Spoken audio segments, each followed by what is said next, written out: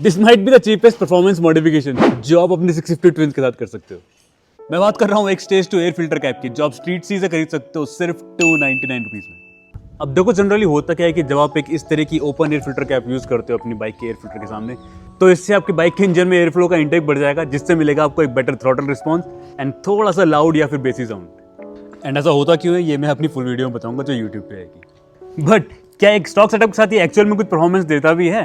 क्योंकि मैं जिस परफॉर्मेंस अपग्रेड की बात कर रहा था वो एक ओवरऑल स्टेज टू अपग्रेड के बाद आपको देखने को मिलती है, जिसमें आता है सबसे पहले आपका एक परफॉर्मेंस एयर फिल्टर, उसके बाद आपके पास एक फ्री फ्लो एग्जॉस्ट सिस्टम भी होना चाहिए एंड मोस्ट इंपॉर्टेंटली आपकी बाइक का एसी रिमैप भी होना चाहिए। क्योंकि अगर आपकी बाइक में एयर का इनफ्लो बढ़ रहा है तो डेफिनेटली फ्यूल का मिक्सचर भी उसमें उसी हिसाब से आना चाहिए, जो कि एक करेक्ट तरह की ट्यूनिंग के बाद ही किया जा सकता है।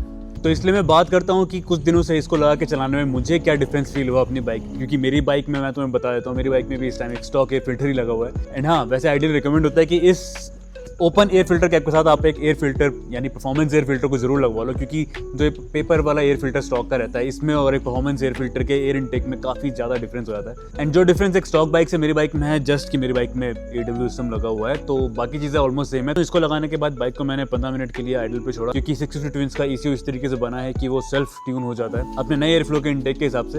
एंड डेफिनेटली मुझे उसके बाद चलाने के बाद थोड़ा सा थ्रॉटल रिस्पॉन्स बेटर मिला।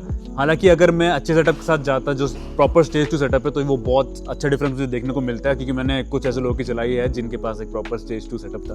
प्लस डेफिनेटली मुझे साउंड में थोड़ा सा डीपनेस बढ़ती दिखी, क्योंकि पहले जिस तरीका मेरा एग्जॉस्ट साउंड कर रहा था इसको लगाने के बाद अब मेरे को ऐसा लग रहा है शायद 10 to 20% थोड़ी सी आवाज़ डीप हो गई है मेरे AW एग्जॉस्ट सिस्टम की।